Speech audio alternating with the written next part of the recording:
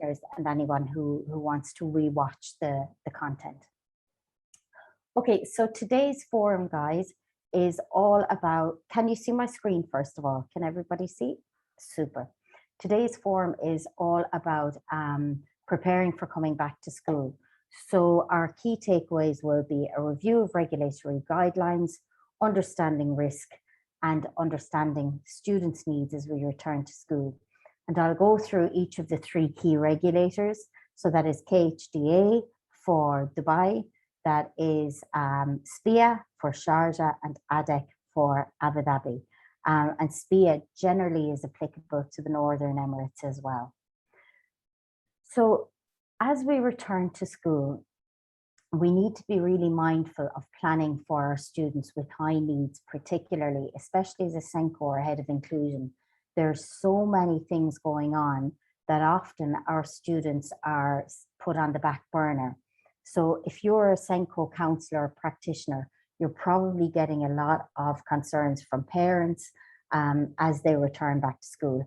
And in the coming weeks, as teachers get to know their kids, they'll probably be calling on us all a lot as they start to identify needs, particularly now that we're returning face-to-face for the most part. A lot of our children will have been at home in an online setting where they wouldn't have had social pressures, they wouldn't have had the pressures of a hectic schedule, and they may not have been socializing much at all. So a lot of issues that may have gone unnoticed may come to the surface as they return to school.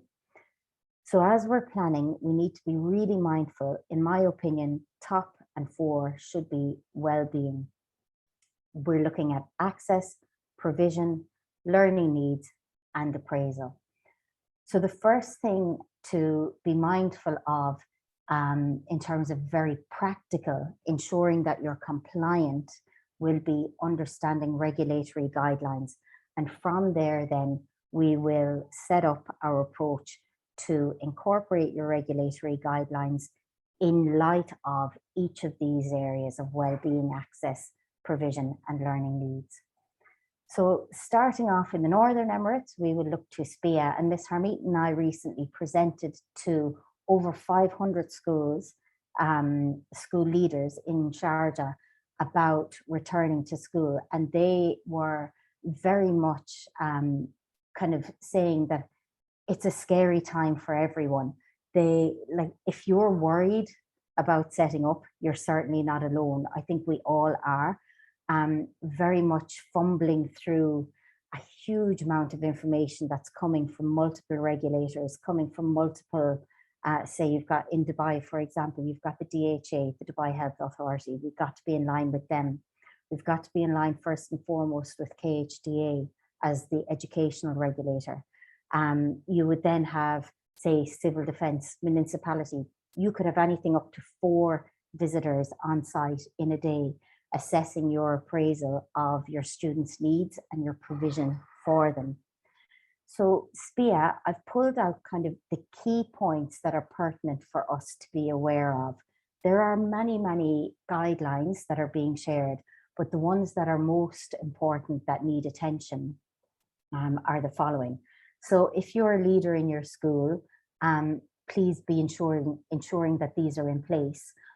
If you are a practitioner in your school, check that they're there and make sure you know who they are or what's happening. So one of the first ones for SPIA is appoint a school COVID task force. Each member of that task force has to be vaccinated. The staff have to sign waivers and travel form declarations. That's for Sharjah only. That's no longer the case in Dubai. Daily, you have to upload data about your vaccinations and PCR testing to Tamam, which is the Sharjah online, the platform where information has to be shared. All staff have to be fully vaccinated, including drivers, except those who have exemptions. And the exemptions cover things like medical conditions or psychological cognitive impairment. Students can attend face-to-face, 1 meter apart. KG to grade 1 students have to be in stable groups, and they're called stable groups of no more than 15. bus capacity at 75%. You can use your play areas, libraries, trips and activities, all allowed. Water dispensers are allowed. And that's one of the questions that people are asking very often. Can we use water dispensers? And there should be an isolation room in place. KHDA are not too dissimilar. We need to appoint an HSO, which is a health and safety officer, appointed to manage any possible cases. You have to have a readiness plan in place. Now, if you're an inclusion lead, or if you're working with children with high needs, you need to be aware of your readiness plan and have that with you if you're in a school in Dubai. All students and staff need to be temperature checked on entry, and everyone over the age of 6 has to wear a mask unless you get an exemption. If you have a student with high needs, they can approach their MD, their medical doctor, and get an exemption. They then upload that letter of exemption to the portal through KHDA and the DHA. Daily record keeping for up-to-date emergency contact details and contact tracing is required. All staff have to be fully vaccinated. Daily sanitization of premises. And we have to have awareness posters everywhere. So if you have just set up a new inclusion room or you've got breakout rooms, you need to be mindful that those awareness posters have to be in place. So that's your sanitization, your hand washing, and your wear a mask posters. Students can attend, but they have to be 1.5 meters apart for the Dhabi, and they need to be 2 meters apart in common areas. Year 1, early years to grade 2 have to be in stable groups of no more than 10, which is quite significantly lower than our Sharjah counterparts. Bus capacity at 50%. Play areas and trips are allowed. Water dispensers are not allowed. And we need to, now I'm just reading this one, I don't know it myself, what did I write? Place under DM guidelines, oh yeah. So we have to be under the Dubai municipality guidelines with a written policy for what's going, if there's risk assessments and your readiness plans, they all have to be shared with the municipality. Now, joy of joys, if you are in a school in Abu Dhabi, Al Ain, or down south, you are under the guidelines of ADEC, and ADEC are still quite strict in terms of their regulation. They haven't released control quite as much as Dubai and SPIA. So if you're with ADEC, you need to allocate a team leader for contact tracing, for monitoring attendance. All students need to be monitored carefully for either PCR or vaccination, and all staff should be vaccinated. If you are doing face-to-face learning, you have, or there are 3 options in Abu Dhabi, either face-to-face, 50% capacity, or distance learning for now, and they're hoping to phase that out in the coming months. All students and staff 12 and above require PCR, except people of determination, every 2 weeks. So that's if you're not vaccinated. Arrival after travel must follow the quarantine and NCEMA guidelines and a declaration form. So if you're coming from another country, you probably will have to quarantine for anything between 10 and 14 days at my last checking. And that changes pretty much daily. So you've got to check that all the time as to what the regulations are. That goes for your students and families as well, if families are bringing kids to the school. KGT, your grade 3 students need to be in bubbles of no more than 16 students. So that's bringing your bubbles are going all the way up to grade 3. Remember, they're only grade 1 in Sharjah, grade 2 in Dubai, grade 3 in Abu Dhabi. Students aged 3 to 15 years do not have to vaccinate, but anyone 16 years or more have to. And if they don't, they have to do regular PCR tests. And all students and staff have to wear a mask from grade 1, except those who have exemptions. And again, the exemptions are uploaded to the ADEC portal. Physical distance of 1 meter in classes, 2 meters in shared spaces. Playground trips and prayer rooms are allowed. Buses are at 50% capacity. And if there's a cause for concern, you have to relate it directly along with contact tracing to Abu Dhabi Public Health Centre and to ADEC. So the regulations are not terribly dissimilar across the Emirates, but there are minor differences that you should be aware of. And ensuring, especially if you've got kids with high needs, try to get that mask exemption for them if they need it, or support them on their journey to getting it, because it's one of the key complaints that I'm hearing from parents and students at the moment is that they are really uncomfortable wearing the mask. Now, moving on, when you're thinking about your holistic approach to returning to school for students, staff, and the wider community, we need to think about a huge array of different factors that are going to take a role in a successful transition back into face-to-face learning. And a really useful infographic that I use is this pyramid of educational excellence. And this can help you to really ensure that you're ticking every box in your planning. And like I said, we're recording this, so we'll share this through our website, and you can access the information in the PowerPoint there. So with the pyramid of educational excellence, we need to look at the welcome for your school or your inclusion department, your students of high needs, particularly both emotionally and cognitively.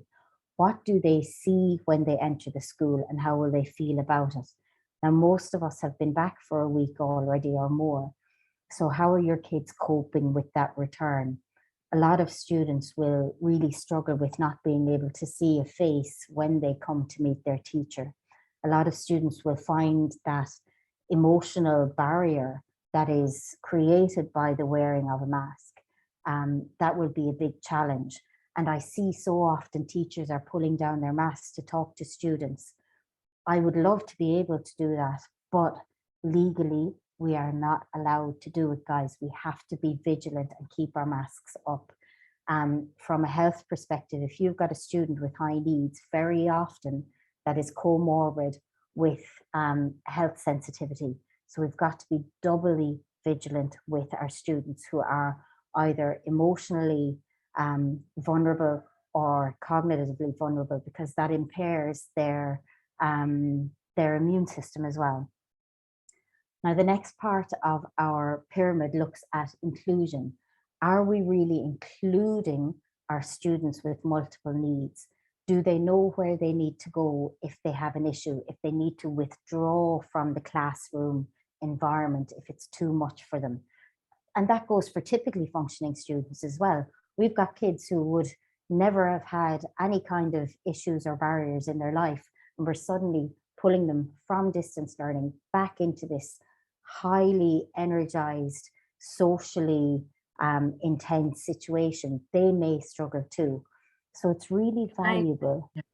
Can I add something? Yeah, I just want to say that it would be very nice. Children like to help children. So if you can organize kind of a buddy system, especially those who are having difficulties of making friends, or those who are afraid of having lost their friends, especially those who are on the inclusion register, it is nice to use children from higher grades to help out, like a buddy system, and just for a few weeks, so that they get the grounds and they get settled down and they can say that they have a bigger friend. Try to think outside the box. That would really be helpful.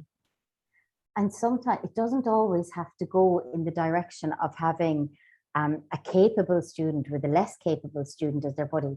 You can choose those students who are struggling to cope emotionally to act as a mentor or a buddy for another student, so that they're empowered by it.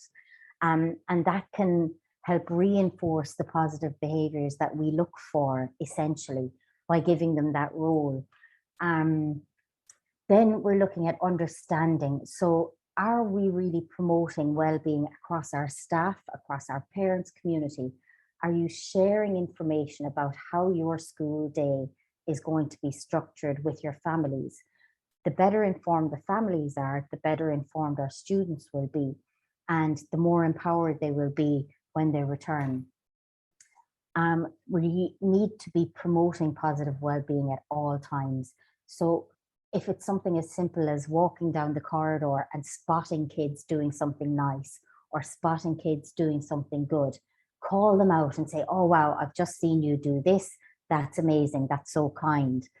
Equally for teachers, everybody loves to be praised. And if we can praise our staff and our support staff, our cleaners, everybody, engage the whole community, catch people doing something nice or something good, and promote that sense of well-being and positivity.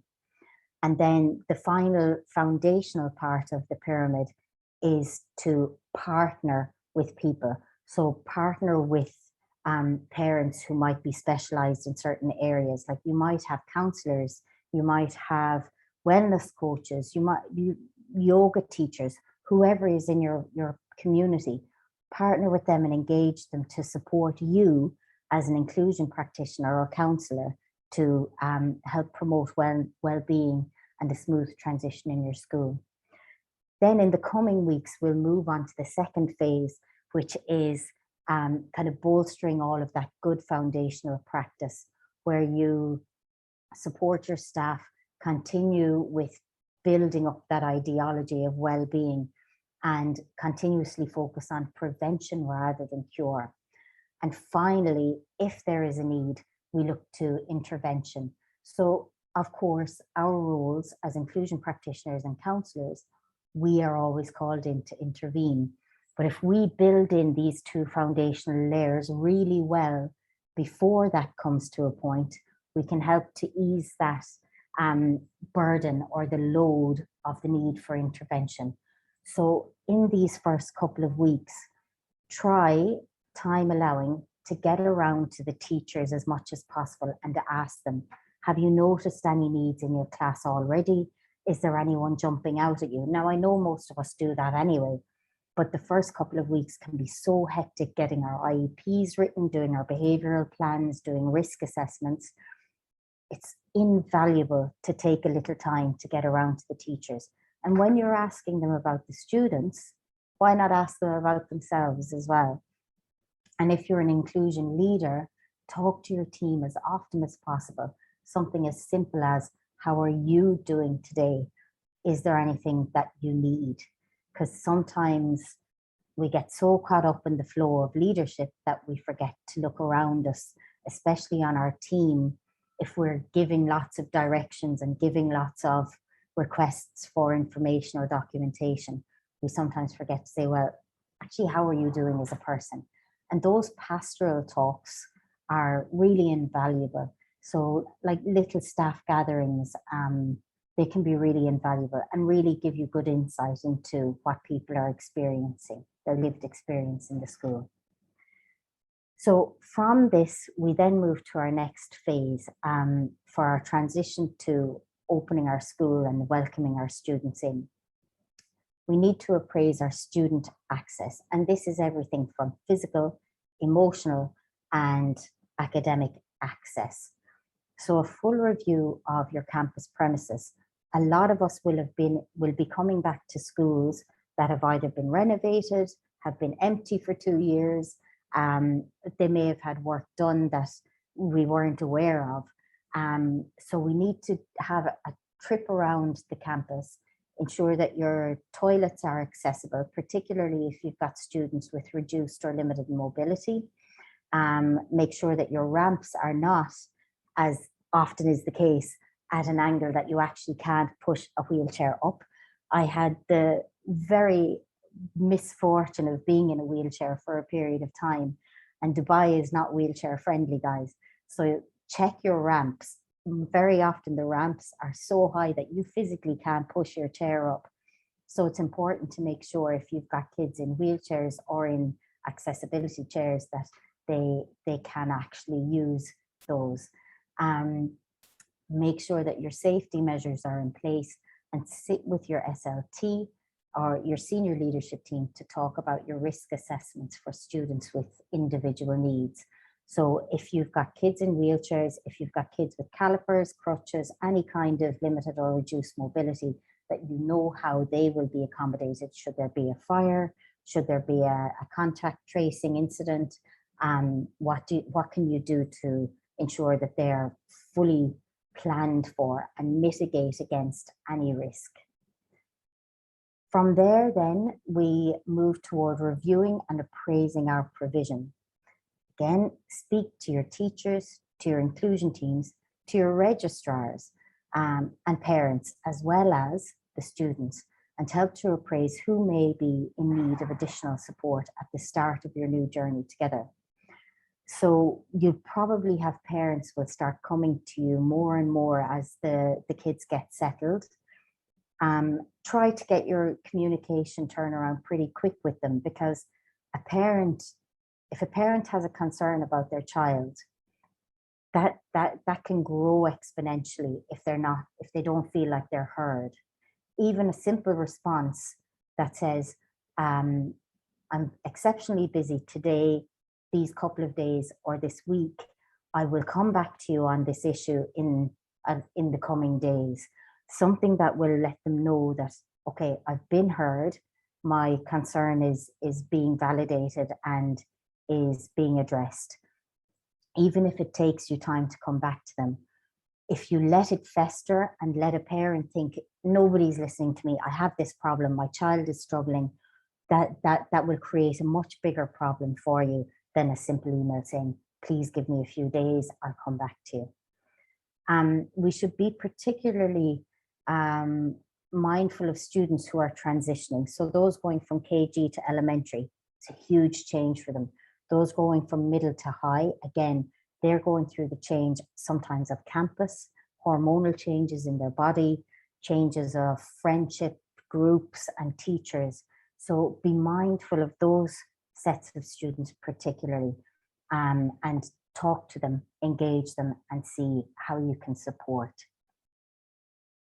Now, with students of determination particularly, and equally for students who have emotional or behavioral barriers, it's essential to identify who you know will find it difficult to cope with a full day. Remember, again, we're going from being at home, being probably flexible, surrounded by their own comfort, with their parents very often, to returning to full-time campus. Our kids and our teachers are going to be tired. Our leaders are going to be tired. Everybody's going to be tired over the next few weeks, because we're going back into a really fast-paced environment very quickly. Together with parents and the inclusion team, perhaps plan a phased return for students with high needs. That may mean attending under staggered timing and gradually increasing. Equally, if possible, offer them to come on alternate days, so that you're kind of distributing that stress if they're under stress when they come back to school. So talk to your senior leadership team, talk to your principal, and see how you can accommodate people to the best of our capacity, because there's no point in forcing a student to come back full time. If they're not in a happy place, they won't learn. It will be of no benefit to them. And that kind of stress can only compound. So hopefully your leadership teams will understand that and be cognizant of the negative effects of being under stress. Thorough risk assessments should be completed for students who need additional support, particularly those who have an ILSA.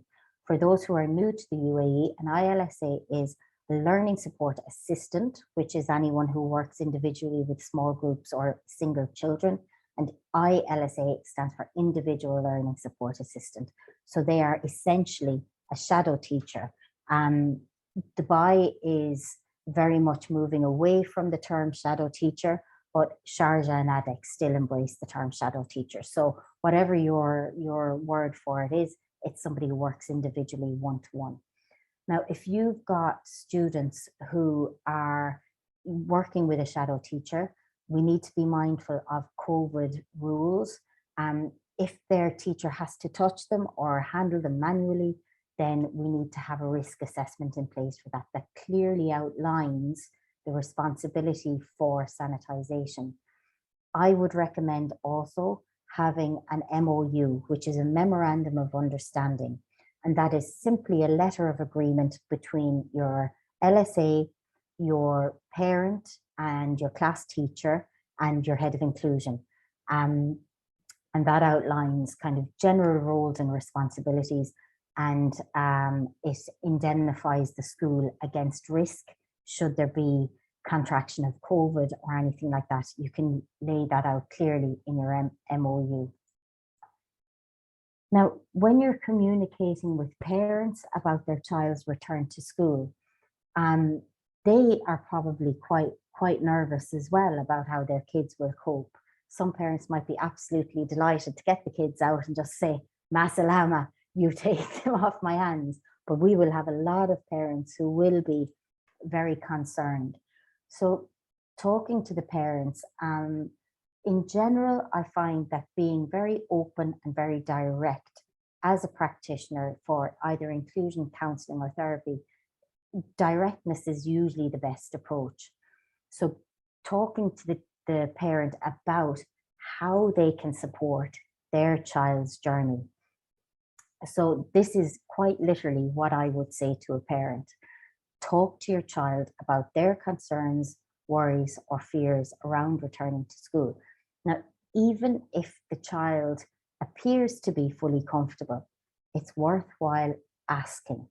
Some children may not realize that they have a concern or a fear, and simply asking, well, how do you feel about going back to school? That can help them to self-reflect. It can help them to look inward and really think, well, actually, how do I feel? Am I comfortable about this? Am I excited about this? Am I worried about this? And kind of opening up that dialogue. Try to connect with the teacher before and during that transition. Prepare your child. Talk to the child about what the teacher is like.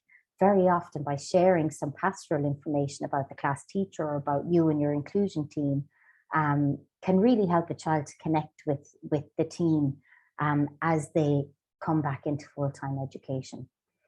Where possible, I know we're probably all back on campus already, but asking the parent to visit the school, connect in person with the child's LSA. So this is what I'm telling parents. Talk to your child's shadow teacher, whether it's a school provided shadow teacher or it's a shadow teacher you're engaging, and ensure that they are fully prepared. Every single shadow teacher working with a student should know exactly what the student's needs are. They should be involved in writing the IEP, and they should be mentioned and noted on the risk assessment for that student. So if you're talking to parents, they should be connecting with friends who are returning, perhaps driving to school together and celebrating the fact that we're all back to school, because it's really nice to have everybody back face to face.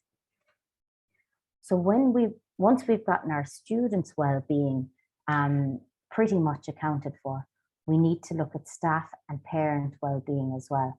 And I know, Susie, you've used this analogy before about the airplane, and I'm hearing it all the time, that there's a meme where if you're on an airplane and the oxygen masks come down, you have to put your own on first before you put another one's on. And it's the same thing with mental health. If you are not in a good place, you cannot support those around you. You cannot fill from an empty cup.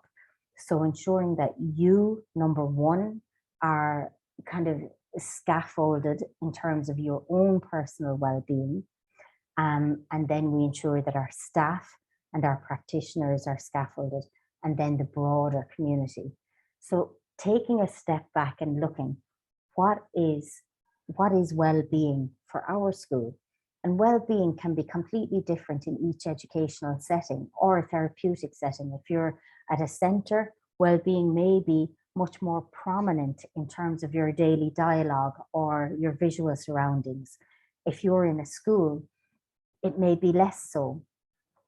So taking a step back and appraising your physical surroundings, appraising the way that your staff talk to each other, and trying to promote, talk about mental well-being, talk about nice things that are happening.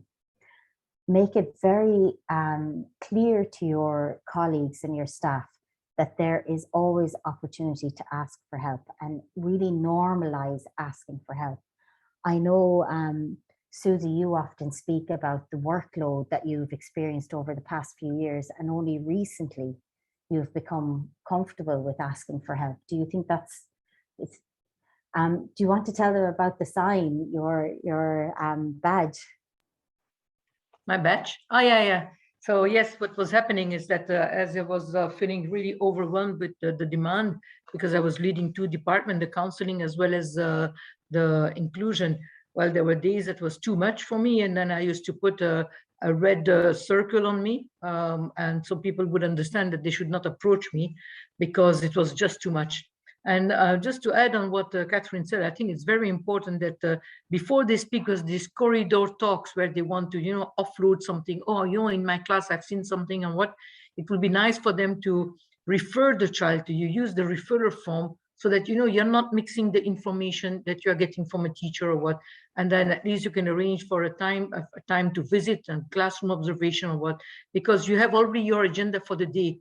And if you have to add on, take in between the corridor, whatever the people are saying, yeah, in my class I have so and so, can you pass by?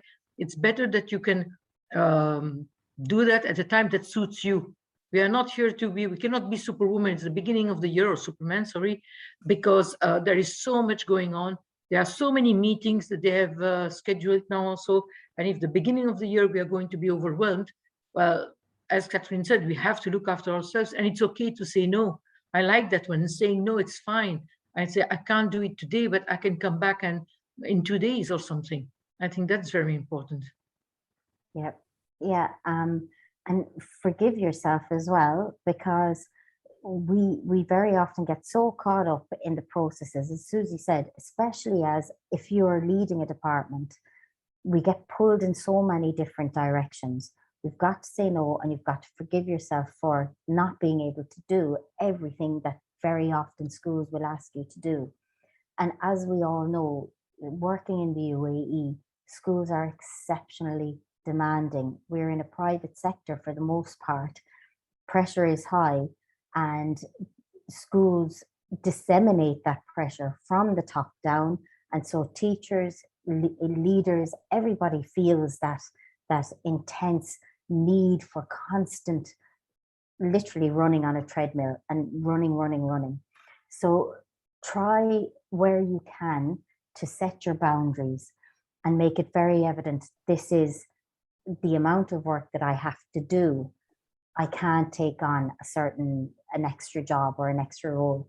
And as Susie was saying, if you're especially leading a group, like if you're leading a team of SEND teachers or LSAs, having a very clear procedural flow is highly valuable. So something as simple as a flow chart can save you hours and hours, especially at the start of the year, to get your teaching staff trained on that. Like, this is what you need to do if you have a referral. Step 1, download the referral form. Step 2, complete the referral form. Step 3, submit it to whatever email. And if you do that flow, that is one of the most time-saving things you can do. And if you, over time, can create a flow chart for each process, whether it's referring for a shadow teacher, whether it's referring a child for an assessment, whether it's getting exam accommodations, they will save you hours of time, because the amount of time that we spend standing at classroom doors telling teachers what they need to do, and then they'll still email you and say, oh, what do I do after this? Or can you come and visit my class? No, this is the flow chart. These are the steps you need to do. Time, done, saved. And that will save you hours and hours. Go on, Susie. And I add 2 things I want to say here. First of all, you're right, because sometimes you have exemption from language, exemption from Arabic or French or something like that. It doesn't mean that it should fall on us on inclusion. If you can work out with the teachers, and maybe sometimes they can go for PE lesson or music lesson, make sure that the child has a valuable time. And it's not your duty to, no, we're not babysitting, but at that time, sometimes you don't have an LSA. Sometimes, parents have paid for less support, and what do we do at that time? So it has to be very clear what you can really offer. And the second point is that as an inclusion leader, if you have changed school and you are coming, you're in the shoes of a of a different person, well, they would expect things from you because they would say, well, the other inclusion lady was doing this or that. Well, they will need to adjust to you and your ideas and your ways of doing. So just tell the parents that I'm hearing you. Just bear some time. By the time I get to know the students and all whatnot, we will have a meeting. Just reassure them, as Catherine was saying before, it's very, very important that they understand it's not because there's a change of people that we are just going to change everything, or your child will not be as important as used to be before. Parents can be very demanding. They can. And if there's anything that we're saying here that contradicts what you're experiencing in school, my advice would be to go with what you have in school, because they, number one, they are your employer. And schools differ. Sometimes schools don't offer the kind of support that others may deem as being the optimal support. You've got to go with your school. So if you want to change something, by all means, talk to your SLT and see if you can change things. But I would really recommend against going against the flow of whatever is happening in your school, because it causes so much hardship. I've tried it myself before as a Senko, and it's not really worth it to try to go against. Always engage with your SLT and see if you can instigate change in the proper manner. Okay, so our next slide then is all about promoting self-care in your staff and supporting each other.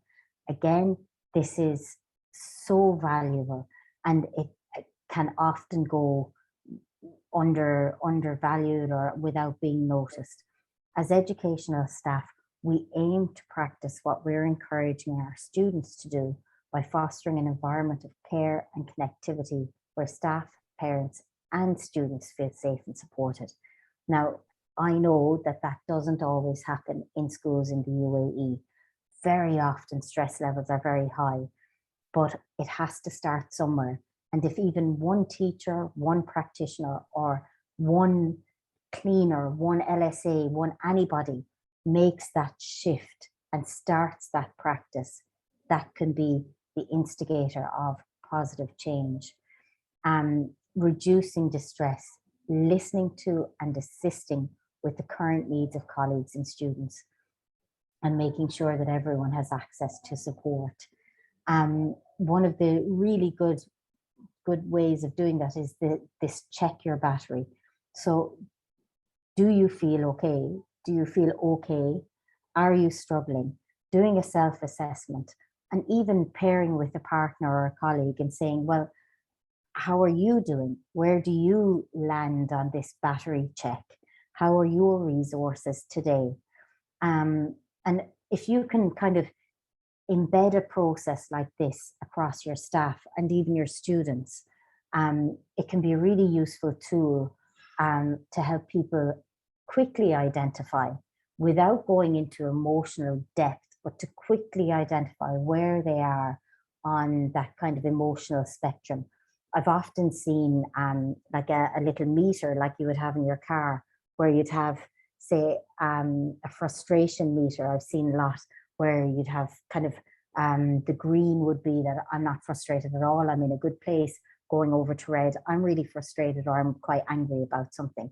You could do that for energy or well-being, some sort of visual representation where people can say, okay, this is where I am in terms of feeling okay today. And by having some sort of a representation, it helps adults particularly feel a little bit more comfortable, rather than saying, oh, I'm emotionally drained, or oh, I'm having such a bad day. They might say, okay, today I'm feeling meh, and this is where I am on the battery of my well-being today. It gives them those markers that they can go against. And these are all available online. You can just Google them, and there are hundreds and hundreds of them, these kind of tools for supporting well-being, particularly in educational settings. Okay, guys, so that's it from me for today for our return to schools. And I'm hoping that we will have some questions, because we've got more than 50 people coming in and out. Does anyone have any questions for any of us? For anybody? If we can't answer it, I'm sure somebody here can. Anybody? Come on, guys. Nobody at all. Do we have any? I need to ask about, okay, Susan. Susan, would you be happy to speak or shall I read it out? Okay, I can read it out. I need to ask if I am a psychologist, I can join a SEND department or inclusion as a coordinator because my school says it's not the same. This depends on which emirate you're in, Susan. Each emirate is different. I know in Abu Dhabi, the rules are quite strict about who can be a practitioner. To be a SEND teacher in Abu Dhabi, you have to have an educational qualification, either a BEd or a special education teaching degree. In Sharjah, it is, I think you can still join as a psychologist. Last year, you could join the SEND team as a psychologist, and Dubai the same. But it also depends on your school as to what their guidelines are. Most schools will be insisting on an educational qualification. Yes, most schools are asking a BEd. You're right. Yeah. Even a PGCE is depending on where it's from. Schools are starting to accept PGCE. Okay. Okay. Do we have any updates regarding the new framework? The last update I got was from SPIA about a month ago. They have devised the new inspectional framework. We are having a bespoke performance standard for inclusion. I believe it's going to be PS5. They've arranged for a trial for a certain number of schools across Sharjah for sure. I'm not sure if they've engaged schools in Dubai. That will be run from October through to January. And from January, we can expect the ratified inclusion frame or inspection framework to be rolled out across schools across the country. And that will be federal, not regional. So it will be across all emirates accordingly. But they haven't released that statement officially yet, as far as I'm aware. Have you heard anything different, Susie or Harmeet? No, same. And we just received the CEF now, and yeah, working all on that because we don't know. I think the main focus this year is more on well-being across the school and well-being of our children of determination. Yeah. Yeah, there's a huge focus on well-being. Okay. Are there any new regulations regarding the qualifications of the ILST? What is this? Is Dr. Nadra? What is the ILST? Learning support teacher. Yes. So it's the inclusion learning support teacher. Okay. Okay. Yeah. Not that I'm aware of. I don't think so. They are in Dubai. They are looking for. Now they are starting to look specifically for bachelors if you have an inclusion with a major in inclusion. So they are looking for that. Okay, and is that dependent on the school or is that dependent? Yeah, it's dependent on the school. With KHDA, what happens is when you apply to the school puts in your application to KHDA and then it depends on what KHDA says. Okay, Reka, do you want to ask your question or shall I read it for you? Okay.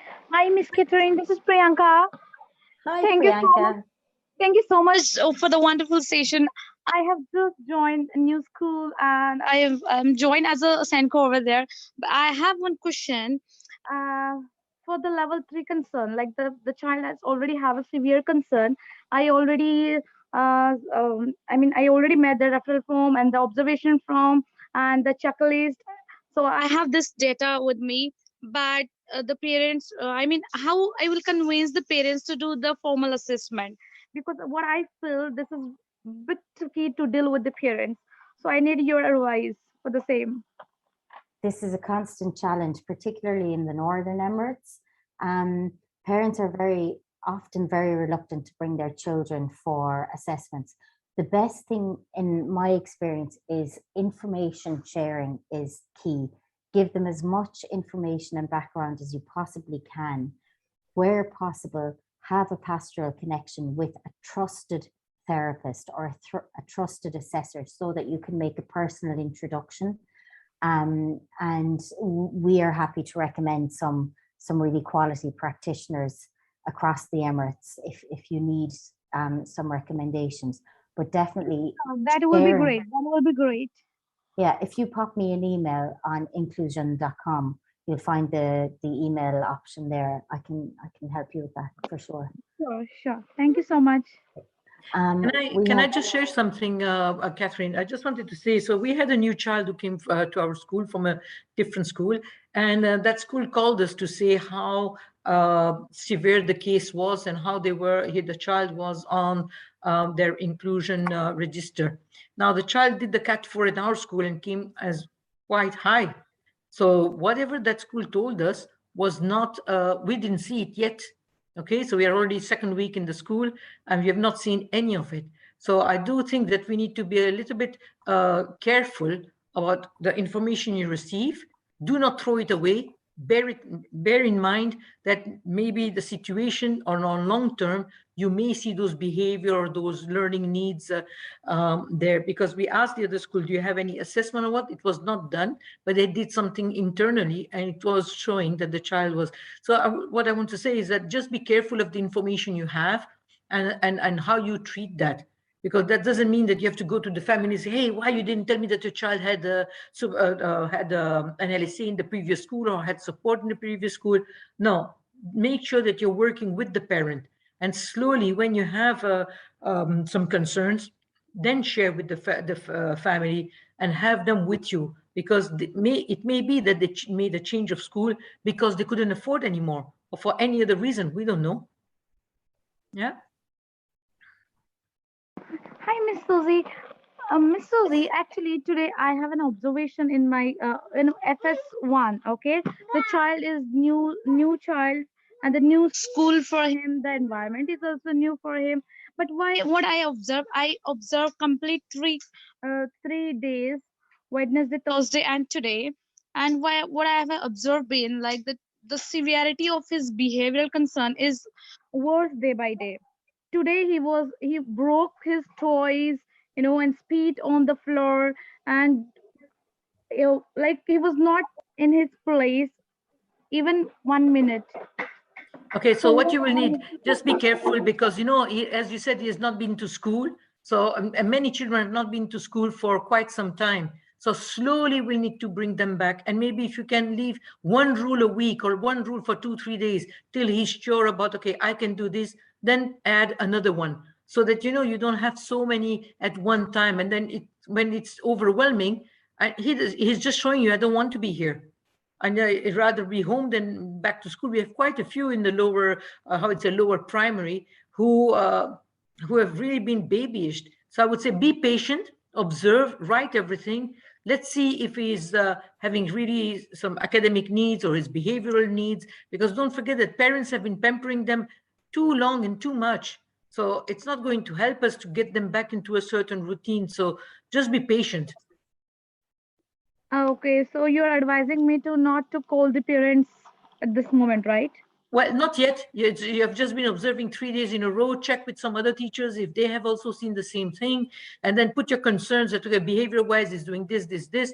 Give advice to parents of what they can do at home so that they can feel supported. And we are not accusing the child or we are not pinpointing the child, but we are just wanting to work together. Once they feel that you want to work as a team, you'll have more opportunities to share with them your bigger concern. If you think that, okay, the child needs to be assessed because there is a learning need or a behavioral need with a psychologist outside afterwards, well, they will be more willing to. When it's the beginning, and we are just in the beginning phase of coming back to school, and these little ones, it's the routine is not yet established.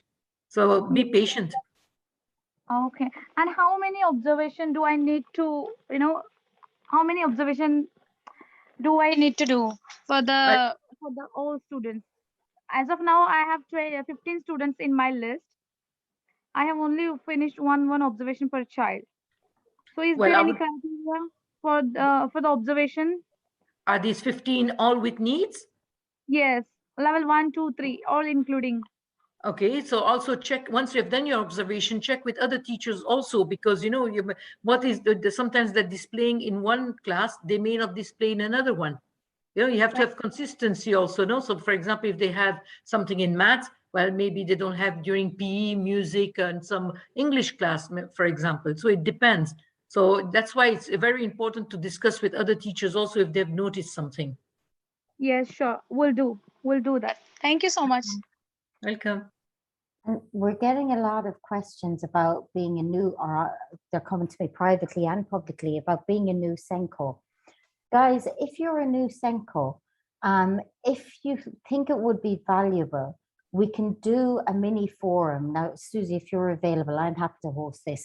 A mini forum where we can have cameras open and discussion, not a presentation. Get people together where you can actually ask all of these questions and share your insights.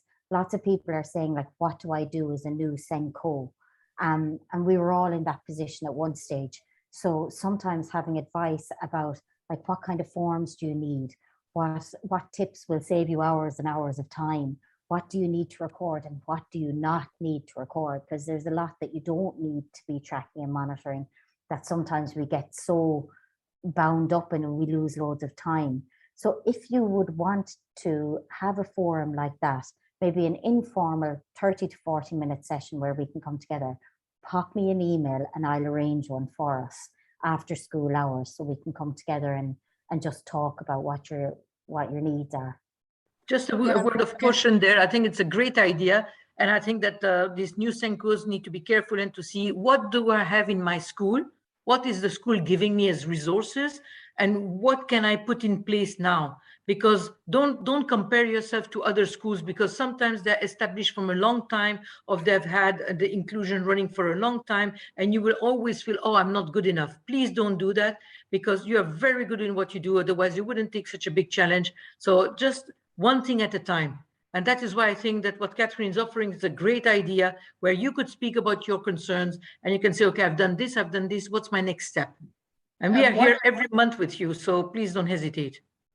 What would also be fantastic is that if everybody is willing to pool together whatever resources that they have, and then we can have like a common site or something where you can drop your resources in there, and we can share it with each other. Is that allowed, Kate? I'm not sure. Well, it depends. On certain schools will not allow that. So that's another thing, please check. I know that certain schools don't. So check with your schools that you would like to do, because you are part of this inclusion team and that you would like to share. And one of a really, really valuable resource, look at the schools around you. If you're in a cluster of schools, walk out the door, walk into the school next door to you and ask them who is their head of inclusion.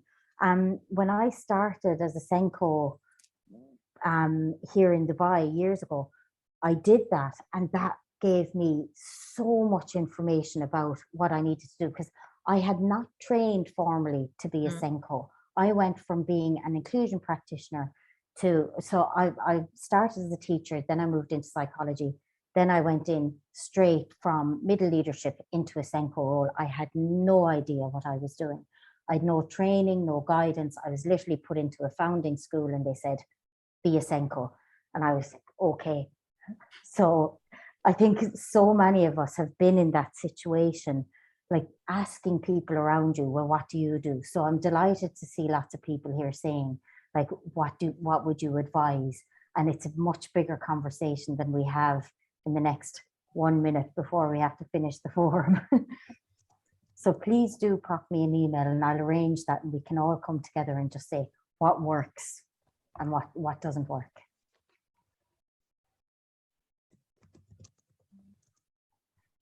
Okay, guys, I think that's pretty much it. Once I get everybody's emails for anyone to participate, I'll come back to you and we'll set that up, and we can make a little group of say new Senkos or brand new to the country. We can share there. And there are a lot of WhatsApp groups. There is Inclusion, let me see, Being Inclusive is a WhatsApp group that's hosted by the Lighthouse Arabia, excellent group. There is, for any leaders, any heads of or oh no, that's for principals. If we have any principals or vice principals, there's a leaders group, and I can connect you to those as well. There are loads of WhatsApp groups where there's some really valuable information being shared as well. Okay, guys, that's it from me. Thank you very much to everyone for attending. The recording will be up on the website in the coming days. And please do pop us an email. And if you're not on our email stream, I'll add you to the email that goes out maybe every 2 weeks or so. And we'll be back here next month on the first Monday of every month. And Miss Susie is leading our next session with some really valuable tips and hints on counselling and well-being. All right, guys. Thank you so much. Thanks, Miss Armit, as well. Have a wonderful evening, everyone. Bye. Bye. Bye.